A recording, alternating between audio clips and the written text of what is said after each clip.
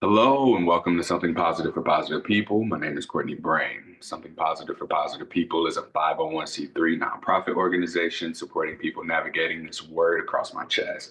This word across my chest is stigma, and specifically, we're talking about herpes stigma. Whenever we conduct any surveys, which we have one up now, if you go to spfpp.org/herpes-survey, you'll be able to take the survey, share your experience, and help us with just getting accurate, consistent, relevant information out there to the public about what our experiences are navigating herpes stigma. I have just celebrated my 12-year herpesversary this past Sunday, March 23rd. I had to do some research and look back and see exactly what day of the or what day of the calendar month that was, because I remember it was that Saturday when I woke up with symptoms, and I tell that story. So, yeah, it was very eventful. I went to one of my favorite restaurants in St. Louis, Missouri, had a burger, gooey butter shake, and it was a very pleasant, just celebration of the herpesversary. This was something that my therapist encouraged me to do. And yeah, if you remember the day, it doesn't have to be like a dreadful reminder. It can just be a gentle check in with yourself to have a moment of gratitude for how far you've come since then. I don't really have announcements. I've been slacking, y'all. I've been telling y'all about the grief I'm experiencing and just how that's kind of been making its way into my efforts of working. And so I'm still doing things and just focusing on remaining consistent and being gentle with myself in the process as I continue to show up and support everybody. So this is my first podcast guest that I had in months. It's been a couple of months, and this is your first podcast interview. Is that right, Tamar? It is, yes. I wasn't aware this is your first one in the season, so I'm feeling very honored. And this is my first official podcast, although I like to say that on my phone, there's many. I love to record myself and others speaking when I feel like we're in a good groove, but I'm excited to be here officially. Yeah, thank you. And that's just like a smooth segue right into the introduction. So, can you just introduce yourself however you want to be introduced? Yes, my name is Tamar Weir. I use she, her pronouns. I was born in Napa, California. That's where I'm zooming from. Um, have mixed ancestry, and I grew up in Napa, California, where it's a very like conservative, small town, and I spent most of my life here until I went to college. And I was 18, left this community, went to UC Santa Cruz, which was not too far away. And within my first year of college there, that's when I actually got herpes, HSV2. And so for me, the journey has been through like my young adult life, and mostly through my whole sexual life has been through the lens of having herpes. So it's been an interesting journey for me. Yeah, thank you. And I guess like how have you navigated it upon receiving your diagnosis? Can you take us back to the symptoms and then the learning that this is what it was? Yeah, of course. I would love to, I'm feeling inspired to go back and see the day like you to do an anniversary. Off the top of my head, I don't remember the day, but I do remember, it was within my first year after a few months of starting college, and I was dating this man who we had like a very long distance. He lived in another country. We were kind of long distance lovers, and we would see each other every few months. And I remember after winter break, and we had seen each other and reunited.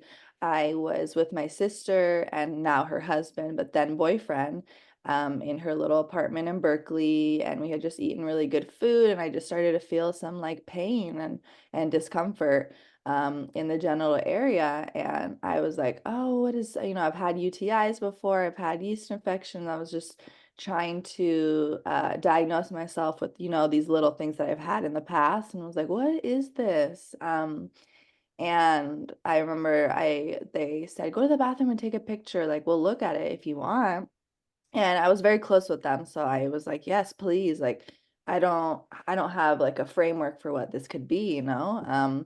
And so I went to the bathroom, I used, like, the flash photography on my iPhone and was, like, taking lots of photos and trying to get the angle and just, like, was like, "What is going on?" And, came outside of the bathroom and showed them all, and it was actually my sister's boyfriend who's now, very close to him, and he's part of the family, but he was like, "Hey, like, I'm not, I'm not a doctor, but I think that's herpes, like, what do you wanna do? Like, I think that's what this is." And then, I just was like, "Whoa." And the whole conversation opened up from there, and, I went to Kaiser a few days later, and I remember, just it being, like, so sterile and such a cold place, and, I hadn't had, like, great experiences up until then either at, like, the general healthcare facilities, and so I already, walked into it not expecting much, and from my own personal experience with, like, the care that I've gotten and just, the attitude, that has been presented to me through the care. Like, when I was 16, I, remember telling them I had many sexual partners, and they labeled me on my file, like, as a forever diagnosis as a high-risk sexual teen, just because I was open that I was not monogamous. So, there's been like various things, right? So I walked into it, and yeah, the female doctor, she just was very factual. She, swapped me, and when the results came back, and she could also visually see, because I was having an outbreak at the time that I went to the clinic, the doctor, she was like, "Yeah, you have herpes. Here's a pamphlet, about the info, and like, you're good." I don't even remember what she said. It was just the feeling of like, okay, this is not a space for connection or like a conversation. So I took the pamphlet and, walked out of there and was just equally as confused as before. hmm That was a very similar experience that I had with just getting a pamphlet, like, and you're just getting the cold, matter of fact, to the point stuff. Yeah. And I always say that pamphlet didn't tell me anything. It gave me confusing statistics. It was like 1 in 6, 1 in 5, 1 in 4, 1 in 3, 1 in 2, and just said like these variations of herpes. Yeah. And I know the intention of that is to share how common it is, but that did nothing for me because I didn't know any of these people. Like, Yeah. nobody around me is living with herpes. So how am I supposed to like Yeah. feel connected to? In fact, that number in that pamphlet really just made it feel significantly more isolating. In fact, is that a similar experience that you had from it? Yeah, I was gonna say, like, very similar to that. A pamphlet's nice, but it's not the only thing. It shouldn't be like the first thing that gets provided to somebody. I think in any situation, I think like words and just like a simple maybe eye contact and just like a simple moment is much more important, for me at least, than a pamphlet that I could find that information on Google, which I did after that, went to a whole Google, explosion, and that's not helpful sometimes either, right? It's just like we wanna know that we're not alone. I wanted to know that it was gonna be okay. I didn't need to know that first day, like, every statistic there was to then, become a doctor on this subject. Like, I don't need to know everything, but, um yeah, I just remember, like, being so confused and, turning to, that partner that I had at the time and being like, "Hey, I'm not mad, I just am very confused, like, uh, I just got diagnosed, like, it's seems that I have HSV too, like, I didn't know that you had anything, like, w can we talk about this?" And I just remember him being like, "Oh, yeah, but I have it on my lips, like, on my mouth, it's never was anything to share, like, I'm sorry, I don't know what to say," like, just he was equally confused and, uneducated on kind of the connection of the 2, right? He's like, "I've had it since childhood, like, I don't tell people because I didn't think it mattered," Mm, and that was a mind-opening moment for me as well, just on the like connections of like what is an STI, because um yeah, it can be transmitted sexually and but oftentimes it's not, Oftentimes I mean through to me it was transmitted sexually, but I've met many people where it's like there's no sex involved. Yeah, so you said you were diagnosed with HSV too. He gets cold sores, which is commonly just referred to as HSV1 though. Yeah. Did he have type 2 on his lips or were you given?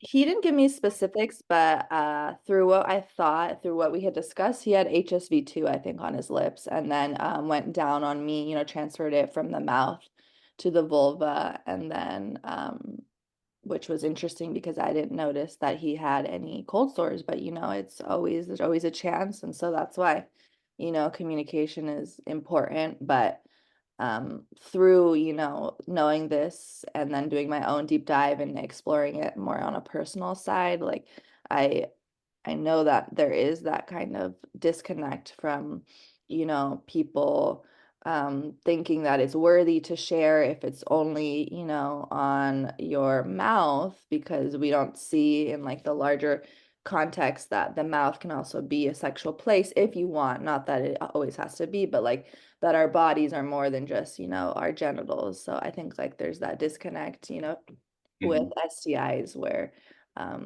some people don't share because they don't think, it's necessary.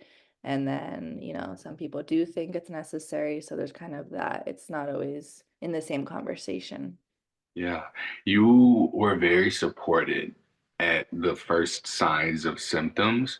Do you think that that played a role in your reaction to when you found out that it was in fact herpes?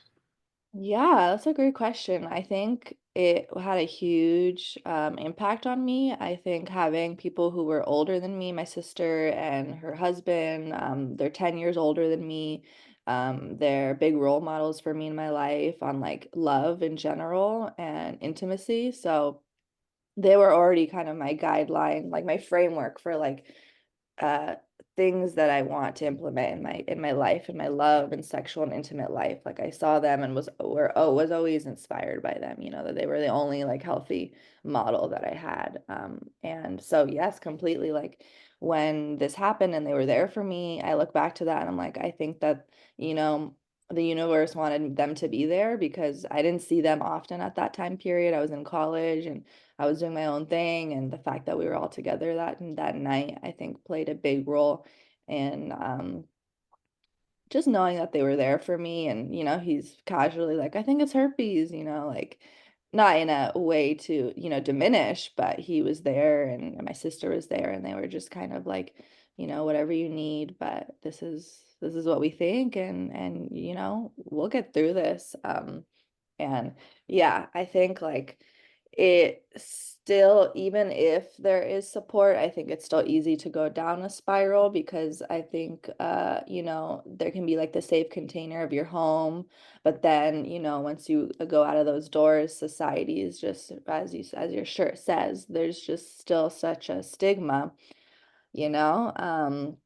And so I think completely like if you have support at home or some sort of network, makes such a huge difference.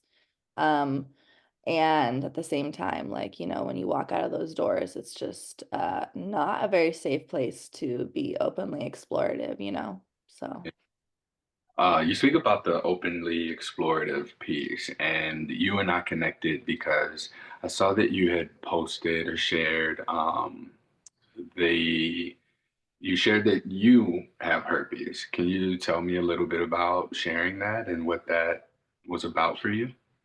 yeah, so it's been a long journey in terms of like the sharing aspect. I always felt that I was very open about wanting to share my experience. The first few years it was like not necessarily with the world, but I felt it was important to share with the people around me, and um I was like the main educator in all of my circles, which I've written pieces about because it's exhausting. And yeah, just because you have one identity doesn't mean you need to be the spokesperson for an entire situation and experience. So I took that role heavy on and was like, I knew every fact, was like the person to talk to, like with all my new sexual partners. I was, basically their only basis of information for this. So I was like, here's what you have to know. I was just exhausted by feeling like I had to educate in order to like prove to people something.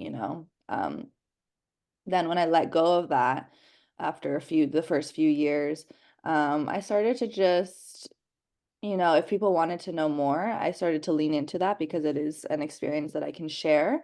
But less in the way that it was like, I need to be doing this to get some sort of self-worth from you understanding me, and more so from a place of like, if I have the energy right now, we can share this moment together where we learn, and I can share something, and maybe you can also share something of your body too. Like, I'm sure you have many things about your body to share too, but all of the emphasis is getting put on that I have an STI. But what do you want to share about your body? Like, I'm sure there's something for you being a person with a body, right? So it was like shifting that where it's like, I have to tell you something. And we're just like, what are we going to say right now together? Like, there's many things to talk about.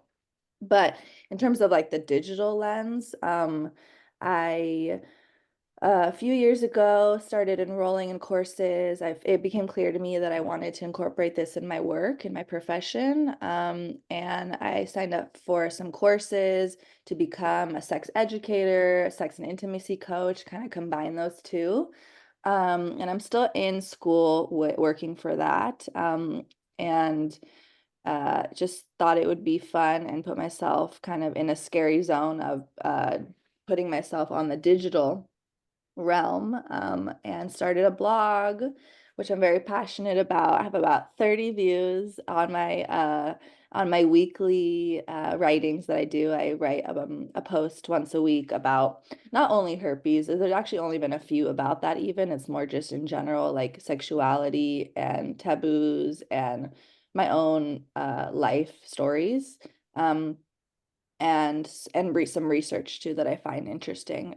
So I write once a week, and I kind of started with that, which was kind of baby steps. It's very public, but also if you try to look it up, it does not come up the first few tries. It's very hidden. It's the free version, so it's not getting viewed a lot, right? And then I just started my Instagram page that is for my business, and it's called Pomegranate Pleasure, and that's where I am starting to post something about my life, some things about herpes, some things about sexuality as a whole, some things about fruit, like how sensuality is connected to it all. That's the name, right? Pomegranate pleasure. We can get into that later too, but just kind of the connections of so many things that I think are beyond just like sexuality, like so many things. So Yeah, you mentioned being the go-to person to talk about sexual health, whether that be with friends, partners. One of the things that I wanted to ask you earlier, I was glad I was able to hold on to it, is really yeah. what kind of boundaries do you have for yourself in regards to, because you mentioned earlier you're non-monogamous, is that right? Yeah. So in dating and having to have this conversation multiple times, like there are people who dread having the conversation one time, Yeah. right? And everything that goes into that, oh my God, how am I going to tell this person? When am I going to tell this person? Where are we going to be when I tell them? What happens if they say they don't like it? And you Totally. spoke to a couple of things too that we may be able to touch on. But my question for you is, how do you navigate like the disclosure fatigue, if you will? And what I mean by that is just like having to initiate the conversation, or maybe it's initiated with you too. But yeah, that's what I'm curious about. Just like if you have any self care practices for navigating that conversation multiple times. Yeah. I think it's a really good question because it's like, I think my lens and like my approach has changed a lot. And I feel like that's valuable because everyone goes through just their life seasons, right? And it's like every season there's something that happens, there's something that changes. And as I was sharing, yeah, in the beginning, it was like I put all this pressure on myself to be um educating everyone, my friends, my family, and it was a way that I got some that I felt powerful, so it had its use in the time. It was a way that I felt engaged, in a way that I had control in something, like, okay, at least, I have the control of learning more about this and educating people, right? But it was exhausting, and it was coming from a deeper insecurity, right? Which was to feel valued and to feel worthy, because if somebody was listening to my information and accepting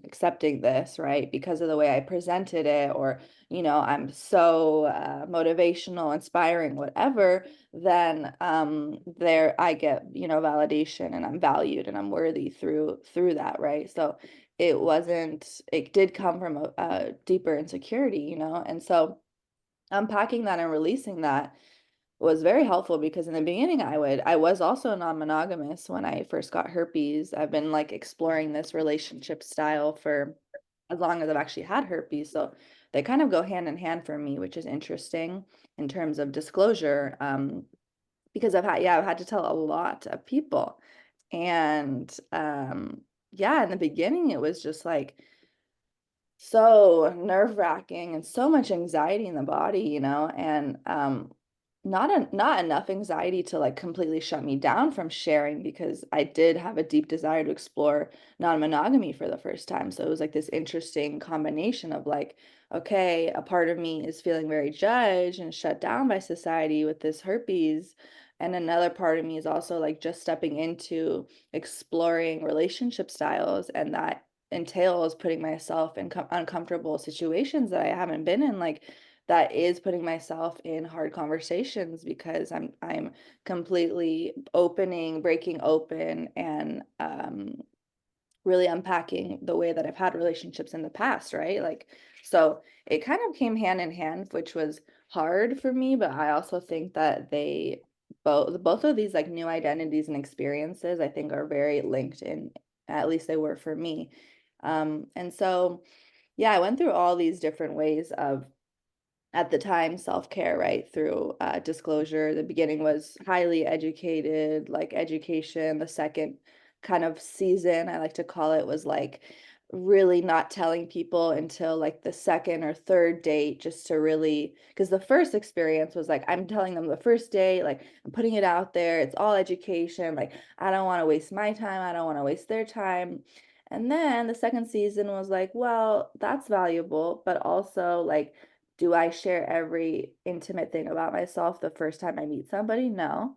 Unless they're inviting for that space, maybe, but it's like I'm not sharing every deep thing about myself to a person I know from this one, our first moment together, right? So the second season was kind of more like understanding my intuition and discerning like when it felt right to disclose, because I don't think there is a set rule, right? I mean, it's like, oh, do you say the first date? Do you say the third? Like, yes, I think that you always should, before there becomes, a sexual moment. But other than that, for me, it's like that is really where the intuition comes in, or kind of like tuning into your body, because it was like, then I created this strict rule, like, okay, not on the first time I see somebody, but like the second or third, just to really see like if they were the type of person that could, like, hold that, like, if it was worth sharing and, like, giving so much of myself, because as you were sharing, it's exhausting, and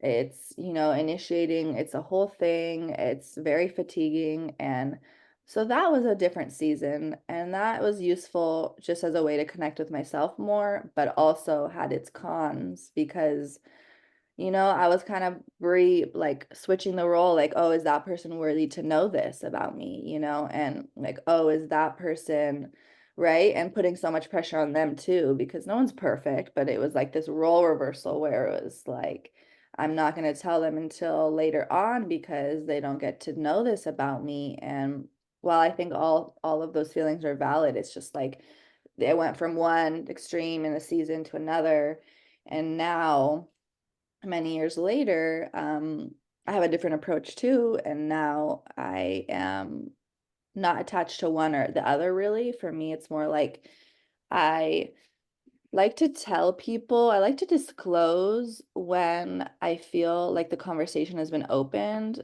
And the sad thing for me is that I feel that oftentimes it's always put on the person who has an STI to open this conversation. And, you know, for me, like I'm always opening conversations with romances, with lovers, with friends, really, because of the non-monogamous experience of my life too. So like that just requires a lot of communication. And so I'm always checking in, like, how are you? I have uh, what's your energy for this? Like I have this other person. Like there's always kind of a check in with me in terms of the body because in a non-monogamous relationship style, like the way I like to go about it is like being really transparent. And if there's other sexual lovers, that's just what needs to happen. So I think that has gone hand in hand in a way because when you are monogamous, the assumption is, right, like they will never cheat on me, I will never cheat on them, that it's you can only get this sexually, like there's just a lot of assumptions of right, like we don't need to talk about this, or maybe we say it one time and it's like, you know. And I think the beautiful thing about being non-monogamous is that it's like constantly an invitation for that conversation amongst many, right? Um, and I'm still working on the self-care, like, it's exhausting still. It still makes me nervous sometimes, like sharing. It makes me nervous just in the body. I think the body holds on to a lot. Like in my mind, I'm not nervous anymore. In my mind, I feel confident and um I feel good, I don't feel the way I used to feel about this, but in the body, there's still those feelings of nerves, just I think it stays. Mhm. Do you let partners that you have disclose on your behalf to other partners that they have? Like, do they share, "Hey, I have a partner who has herpes," or do they say like, "Oh yeah, my partner Tamar, yeah, she has herpes." How does that get navigated for you? I mean, that's an interesting question because that is, I kind of like let that be a conversation through my relationships. Like, the more I've found that people, I mean, I think there's just a lack of general, we know this, sexual education as a whole. Like, people don't really care. And the thing about it is that like, I, I tell everyone, right, especially before we're gonna engage in some sort of like intimacy together, physical, and like I am very open about if that other person, wants to share and feels that it's at that point of sharing with their other partner, right? But most people like don't really want to share that, I find. Not because I don't know the reason fully. I find that, there's been a few instances in relationships where my partner has shared, like, oh, just so you know, my other partner, Tamar, like, her, she, we've dated for years, like, she has this. But most people, it's just not something I think that they think because they're like, okay, well, if we're using, protection, if we have like our flow, we know how to be somewhat safe, although there's always a risk, right? Then, unless that other person is asking me specifically, like, I'm not going to share about you unless that's like the container is open for that. So that's kind of like that's kind of an interesting one, like I don't have a clear answer. I think that all parties need to open the conversation, right? Like, then it becomes the question of like, okay, is it my partner's responsibility too to share with their partners, right? Is it now their responsibility or whose responsibility is it even to open a honest dialogue about sex before you have it? Like, is it only mine? Is it only my partner's because now they're in relationship to me, right? And my body. So it's like that's a tricky one. And I've had different relationships that have done different things. I've had some partners that do share, like only if their other partner is longer term, because if it's maybe a one night, they don't, because that person didn't ask. I have some that always share, and I'm pretty open about it. I usually tell people like share about whatever you want about me. Like if it feels useful for you, share. So Mhm. Thank you. And the reason that I ask is because I do wonder how many people maybe don't know that they have it, right? Like even being sexually active with someone who does have herpes, right? Yeah. Time passes, eventually, like maybe there's some shedding happening before you've had symptoms and passing it on to a partner. And then that partner's like, I don't know where this came from. And now Right. that person, you know, may or may not shut down or shut themselves out. I've spoken to a lot of people in the swinger community specifically who, Yeah. if they get it, they're just like out of it because they don't want to tell people. And Yeah. they might get like just ostracized from the community, their community in general. And it's very interesting because in spaces where people are having sex with multiple people, you would think that there would be more understanding and communication and compassion, even for like, hey, this is a real possibility, but people Yeah. getting just like shut out. Yeah, that's so real. Like I feel like just that phrase, it's a real possibility, like should just be incorporated in many of these conversations. Like there are many real possibilities with sex. Like and then let that and then like there's the dot dot dot and there's so many other like so many things, right? There's the real possibilities. Like there's many situations, many feelings, many experiences, sensations, and like your story of talking with so many people um made me think about like the first time I went to like a sex kink club, right? And I had already had herpes and was like so nervous and was like, why am I so nervous? Like I'm nobody's pressuring me to go to this. Like I'm curious, I want to. And I just remember feeling like, okay, but everyone else there is just gonna be like whatever, going with the moment. And I have to stop each person and be like, hey, I'm Tamar. This is my body. This is what I have. This is what I like. Like, I have to be that person. Well, no, I don't have to, but I'm going. That is me, right? And I just remember feeling so nervous, like, oh, what are these people gonna think, which is so funny because it's literally a space that where so many bodies are here. Like, what do people expect, right? What are we doing? Um, and the people that I did engage with that night, they were very sweet. Like, it was fine. They were okay with that. They felt comfortable. There was no issue really, but just that, I mean, that was my experience, right, with those few people that I engaged with that night. So it can go many ways. I'm sure many people have the other side of that where those spaces are not safe in that sense, right? And there is a lot of judgment.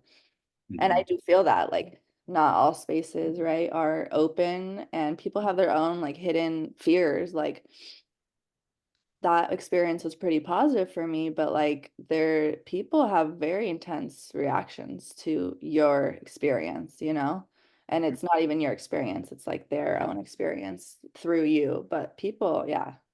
That was deep. Yeah, like Yeah, people are having their experience through your experience that they're having as a result of your experiences, navigating experiences that they've had, and now you're responding to their experience, right? So literally. it's just real interconnected. Um, Right? the disclosing in settings like that, kink, BDSM, non-monogamy settings, play parties, sex clubs, that is such a different approach because everything is more fast, right? Like you're in that period of time where maybe someone's more comfortable with, oh, I got to get to know you first, like first date, second date, third date, see some consistency. This is a safe person. And in the more sex positive settings, there's kind of this spectrum of extremes of, oh, I don't care about that. I don't care at all, which is kind of scary. And then on the other end, it's like, oh, well, I don't care. Everybody has it. Or, the way that I'm trying to position it as is you can have two completely emotionally different responses saying the same words. It's not Yeah. a big deal. Cause then it's like, oh, is what else is not a big deal to you? And then on the other end, it's like very warm and welcoming and well received. Of yeah, I don't see this as a big deal. Yeah, it's so interesting like you're saying because yeah, everyone has their own like opinions, right? It's no big deal, or like, yeah, like I see what you're saying, but for me, it's fine, right? Like it's all good, no stress. Like, thank you for telling me, right? There's all these approaches, and I was noticing too, like people's reactions, I think, I did a lot of traveling when I was young, and I've lived in a few places that are not the US. And I have noticed, I haven't, this is in my very specific context of living in a few places, but just generally speaking through my experience, I've noticed like when I disclose and I'm not in the US, people do not care. Like, the amount of funny things that people have told me, and like, yeah, looking back now, I'm like, they should have cared a little bit, but like, just looking at it from like a lens of a little bit of separation from, this is a little bit of a while ago, but like nobody cared. Like I can count, and nobody was judgmental, like maybe a little bit to the extreme of like whatever, right? But like this is not a big deal. But I just think that there is like culturally specific in the US, like this large stigma and lack of sex education, like so many topics that I think, this is a very nuanced subject, of course, but I think through my experience of speaking with people about sexuality and like having to disclose myself and open that conversation, a lot of people do not care. In the other countries I've been to, with other cultural identities, they're like, okay, like cool, or oh yeah, I've heard of that. It's fine. Or oh, I don't know much, but I'm not like what you're telling me. I don't. That's not like where's the stigma? I don't. I like. There's no issue here for me. Let's just like keep the sensuality going. Like we don't need to. This doesn't need to be like a hindrance for us. And I was like, oh really? Because my experience in the US was so like shame, so like, oh, okay, I have to disclose to you right now and be serious and like you're gonna have your experience, which is so valid, but like you're gonna have your experience, and then I have to help you process your experience about my experience. And then you're probably most likely, from my experience, you're gonna, reject me, and then you're gonna feel shitty, I'm gonna feel shitty, and then I'm gonna, try to be open with a new person. They might accept me, but still I have to like convince them of all these things, why it's so it's just was I find fascinating, like through my experiences of culturally, like in the US and in other places, I just almost always like this is like 85% true in my life. Like the people in other countries that I've shared intimate moments with, they don't care.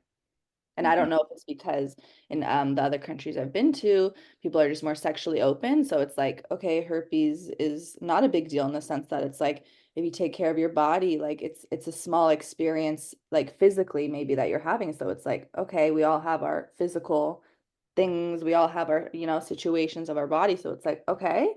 Or I don't know if it's not a big deal because maybe the education on it is not so stigmatizing, or maybe there's a lack of education. It's really would depend on the place, but most people, they're not caring in the sense of the stigma that has been put onto me through disclosure in the US, at least. It's really interesting.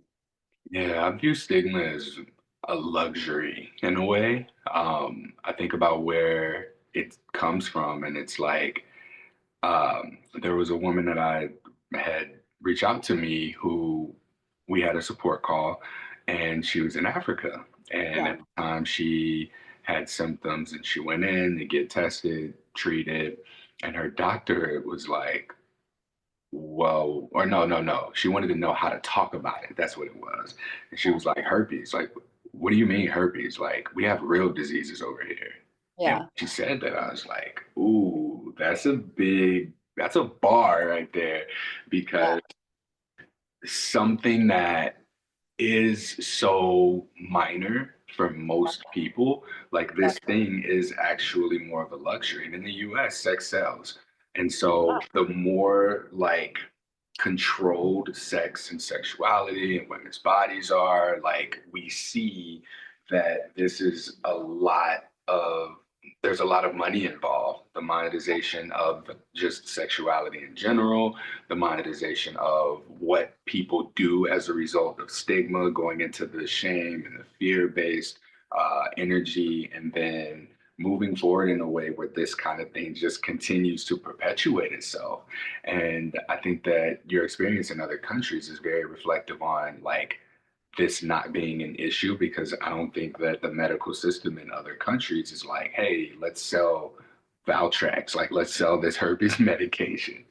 Yeah. It's so true. It is so true. And through so much like research and experience, like personal experience, I still find myself learning a lot. Like I think that they could definitely improve the pamphlets. Like I always think about like what I would have liked to hear, right? And like what information is given in the US versus other places. And it's just really fascinating. I think like that it is very culturally specific. And I mean, I remember the first few years, I took a cyclovir, which is, one of the antivirals. And that was like the only thing that had told me about health.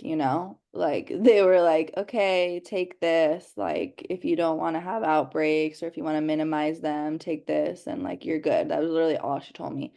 So here I am, and I'm 18. I'm just barely, figuring myself out. I'm like, okay, I'll take this, I guess, every day. Like, I guess I'm dependent on this every day. I don't know. Um, like, am I okay? I'm taking this every day with my vitamin C. Like, this is my life now. I don't know. Was so confusing.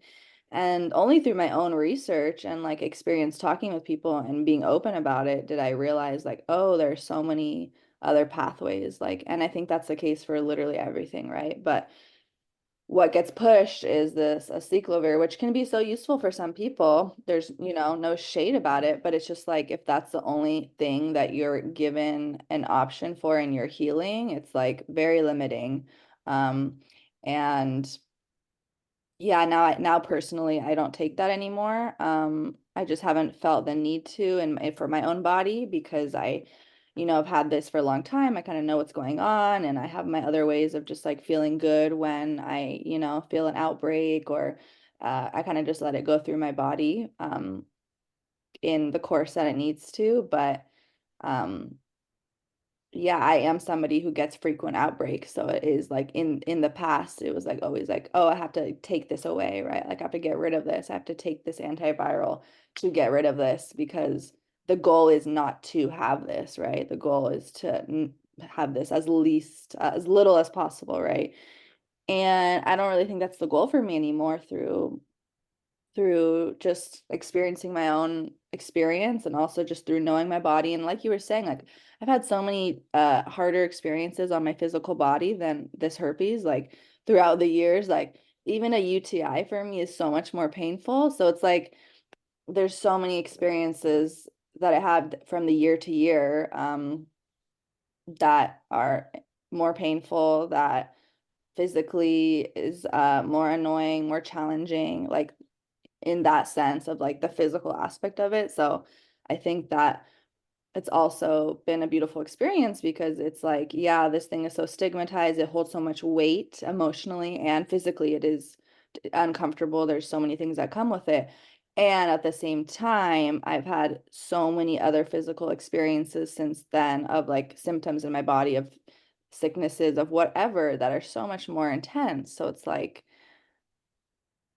it's just one small aspect of something that remains always, but like I don't feel the need anymore to make it go away because it has its natural course, right? It's in a week it will be gone. It's fine. Like it's something that's coming through the body and I see it more so now as like, okay, it's the winter sickness. Like it's like when you get sick in the winter, like maybe for a week you have some symptoms, you're weak, right? You're feeling like not your full self. You need time to rest and like hopefully you're gonna be rejuvenated in a week or two, right? So that's kind of how I see it now for my own self. But yeah, it gets pushed all these medicines and whatnot. It definitely is culturally specific with that. Mhm. And make an effort to give people the opportunity to let their bodies do what their bodies want to do when it comes to having an outbreak. Take the medication as needed to get immediately on the medication or to be like, oh, I have a new partner. I'm going to start taking this medication and doing that for them. It kind of feels a little bit like bargaining to make a person want to be with you. And one of the things that I wanted to speak to as you were talking is how I think that people who do move forward, who are accepting, who don't reject, however we want to word it, they want to be with you more than they don't want herpes. And I think people overlook that and they try so hard to minimize and prevent herpes from being passed on to the partner. But the reality is that it's an inevitable risk. People ask me all the time about transmission rates, and they're like, "Oh, I have this new partner. I just want to share some transmission rates." And I'm like, you will never give them the information that they actually want or can benefit from, which is, how do I prevent Yeah. myself from getting it? And that information does not exist anywhere. So I try and encourage people to, give enough information and just Yeah. be with people who like and want you more than they don't want herpes, because that's really what moving forward means. Yeah, that's such a great point. I think like, yeah, that conversation, it's not out there. It's very limited information. Stigma, the information on that is like the statistics, very all over the internet. You can find that fast. But it's like, even with my own healing, like you're saying, like that, what do you do to prevent that in yourself, like in a larger sense? Like, how do you take care of your body, and your mind and like your spiritual being? Like, how do you take care of yourself? And for me, that's directly related. Like, if I am sick with, like, as I said, the winter flu, oh, I'm getting an outbreak just because my body is not happy. And so for me, it's like very stress related. And I didn't know that for years. I just be like, oh, I have another outbreak, wonder why. Like, because nobody was telling me, like, okay, tap into your body and like why, like, what does it mean when we get sick, right? Like, what does it mean when we feel this way? Like, there's always a connection. So I just always thought it's isolated, like, oh, I just have an outbreak and it's March. Oh, I have one in May. Like, there was no connection for me, right? And once I started to really like kind of create a journal, create a log in my brain at least of like, okay, what's happening in my life right now? Like, how is this connected? And it was always almost connected to stress. Um, Either like emotional stress, or if I was already sick, like my body is already in physical stress, then almost always I would get a herpes outbreak too. And like I think that's valuable to know because our bodies give us so much information, and through that information we can use that as our like our guiding principles, right? Like if it's not on Google, if people don't know this, like what does our body know? And it knows a lot. At least I'm learning through my own that, yeah, it knows a lot. And I always get outbreaks when I'm stressed, right? So for me, that's the biggest thing. It's just learning about that and like telling partners, this happens to me most when I'm stressed, right? So that's my main prevention is like, okay, what can I do to make my body feel less stressed? Okay, I can do this for my body. I can take these vitamins that help me like in the everyday to not get sick, because when I get sick, almost always I get an outbreak. Like just these things. And that's not the case for everyone, like you're saying. For some people, they want to take the antiviral. For some people, they want to do a combo.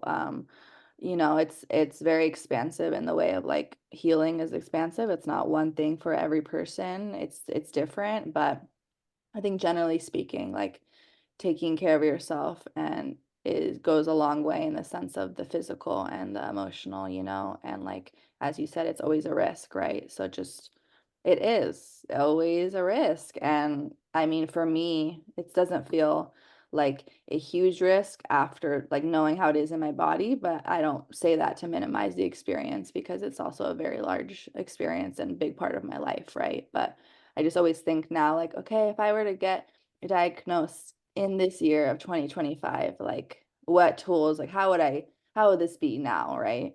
I always think about that. Mhm.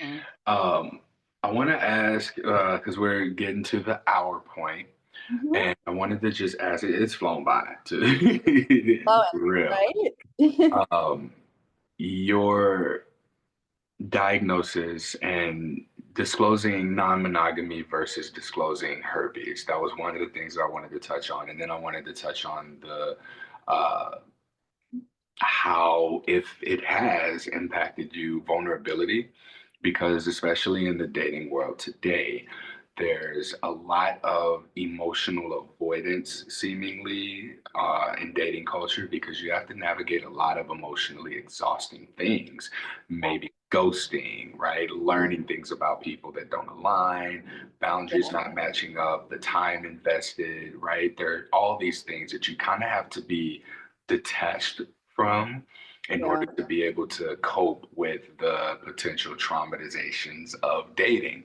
And now you being someone who openly just you date or you are non-monogamous, and I know that looks different for a number of people, but for you, I'm curious about how your diagnosis and maybe like vulnerability or dating has changed for you, but that's been your entire sexual life, so it's hard to really answer that question.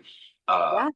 I think a better way of asking it is, um, has herpes tapped into any kind of vulnerability for you with partners, like having to have that conversation?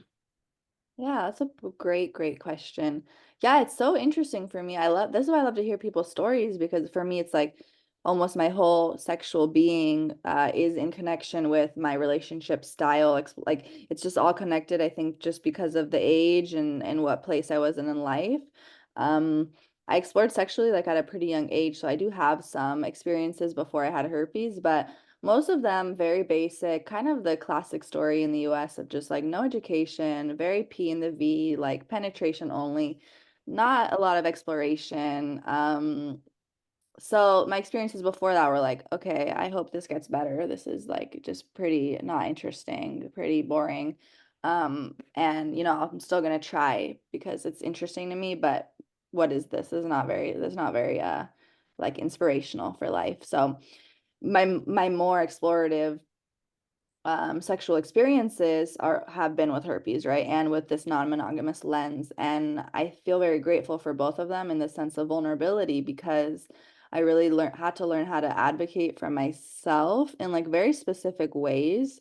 And I mean, there's still moments where I'm not perfect at this. I don't think anyone is, but like especially with the non-monogamy, like I think it's different than herpes in a way, in many ways, but for one way, it's like the herpes is kind of something that happened, right? There was choice and there was responsibility ability and agency involved, but it's kind of something, it's not like I asked for this, right? And in non-monogamy, I did ask for this. I want this, right? I actively was seeking this out. Nobody's telling me you have to be this way, and now you have this, right? So it's different in that sense of like, um, the approaches have been different because of just the nature of the two, right? With the non-monogamy, I'm so excited by it. Like when I first started, it just felt like the world opened up for me. Things started to make sense. I was like so excited. I'm like, what is love? Like just opening these doors, right? Just like what is human connection? And then I had to learn that also the hard way. Like, okay, what is human connection in the sense that so many people are rejecting me, right? So many people are telling me these things about who I am. Um, and so like the two definitely helped me be vulnerable because they were always linked, but they also it was also very challenging because I felt like I had to open the conversation in many ways. Not it's like, okay, here's the herpes. Oh, also, this is my relationship style, like blah blah blah blah blah. And now I'm suddenly educating you on non-monogamy too, like so many different things, right? I'm like, how did I get here? Like I just need to, take a step back. But there were so many of those conversations where it was like I was the first person to kind of open the conversation about non-monogamy for someone, even in the casual sense, like right, a first date, like who are you, right? Uh, and also about herpes. So, and I didn't feel very confident in either of them, like in the beginning at least, and I still don't always to this day. But so it was like I had these two ways that were constantly pushing me to be vulnerable, even in moments where I was like, I don't really want to be, but if I want to be open about these experiences that are so part of my identity right now, then this is the invitation that it's pulling me in that direction and I have to in that sense. Like so it's kind of a challenge and it still is sometimes like I think in the sense of just time, like and I think like a big misconception is people are always like, oh, if, non-monogamous people, they have more STIs, they have all these things because yeah, they're having so much sex and like so free. And it's like there have been many times where I'm not having a lot of sex, right? There's also only 7 days in the week, like there's not time. I think people are like, oh, you're so busy and you're having so much sex, you're having so much risk. And it's like that's not the case, right? um, at least not for me. So it's just managing the vulnerability, like uh, in the dating world, which is hard because yeah, a lot of people are not vulnerable, and it's exhausting to constantly open that door of that emotion with people. So I'm looking for in this new season people who match that right energy in terms of like wanting to open up the conversation. Even in casual ways, I think like the more the more I and the more we can, like, open up deep conversations, even in casual ways, not to minimize them, but just, like, to open them up in these ways that don't feel so heavy, I think is super useful, and has been very useful for me in tapping in with my vulnerability. So I wanna, like, bring that into the next season, into spring, into my new season, right, is, finding people who match that and, if you're monogamous, if you don't have herpes, whatever, if like you're like, let's say the polar opposite to me, we can still have a really great conversation and I don't have to be the one that opens that conversation, right? And we can all explore being vulnerable and not assuming that the person who has a stigmatized identity has to open up that door, right?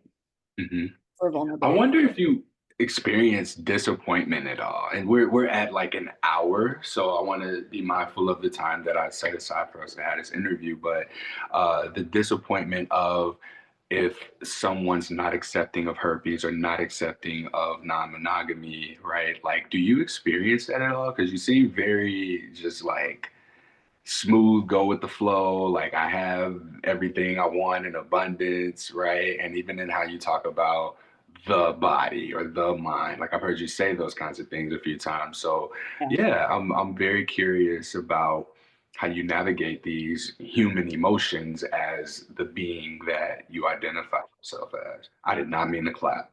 No, Yeah. I love that.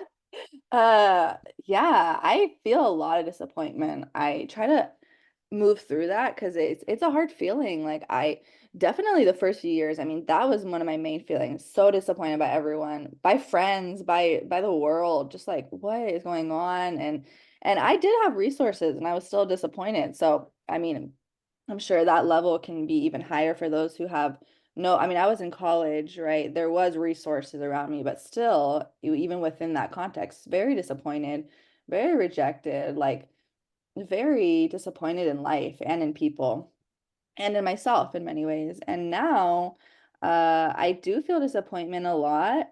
Um, and it's interesting, like the two, as we've been speaking a lot about these two, right? Herpes, non-monogamy, like the sexual body, which is, let's say, the herpes, and then the relational body, right? Which is the non-monogamy. It's the way, right? I'm creating relationships. Like, I think that I get more disappointed nowadays with people being very limited on and closed off about other relationship styles than I do about herpes, right?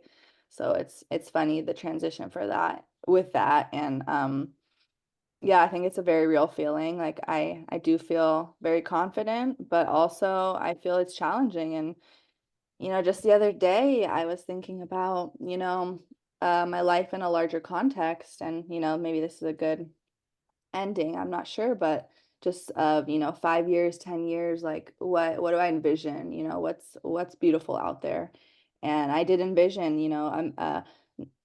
a union, a marriage, let's say, with many people, and where we're all connected, and maybe some have herpes, maybe some have other things, whatever. We're just there, we're communicating. And then a part of me was like, I don't know if that's possible, like, because of that disappointment, right? Like, I don't know if that is possible to find non-monogamous life partners where we're open with the body and that was disappointing, so I'm still working through that. Yeah. Well, thank you. I appreciate you sharing and letting me be your first official podcast.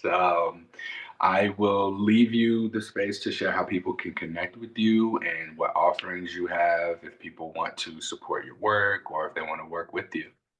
Yeah, thank you. So the Instagram handle is pomegranate pleasure. The way you would spell pomegranate and the way you would spell pleasure, no spaces. Um, you can also find my blog linked on there. It's called Everything Juicy. So you can try looking it up on Google, but as I said, it doesn't come up very often. So you can find that either on my Instagram bio or look up my name with Everything Juicy Tamar Weir on Google. Those are the best ways to find me. You can also email me, I guess, at tamarweir8@gmail.com. And I think those are the best ways for now. The website is to be determined. I don't have an official website yet, but the blog is there for those who are curious. What's the eight? It's my favorite number. All So, right. I was just and curious. my name, I guess, has already been used. And Okay. eight is I was born on December 8th, so just my little birthday in there. Sagittarius? Yep. All right. I think I have a Sag moon. Ooh, Yeah. I I love forget it until I have to that. look at it for some reason. But all right, well, thank you so much for being here. Thank you for sharing your experience. I look forward to sharing this with the world and putting it out there. This concludes this episode of Something Positive for Positive People. Please like, rate, review, share, subscribe to, comment on this podcast. Let me know what you thought. The Herpes Stigma Conference is May 22nd. This is going to be a virtual offering. Typically, public health professionals come, mental health professionals. But yeah, if you're someone who just wants to attend, please do. It's on the website, spfpp.org/conferences. If you work at a Planned Parenthood or some type of organization in regards to sexual health, go ahead, go on there, buy tickets. I know they give y'all money to buy tickets to these things. So let me see y'all there.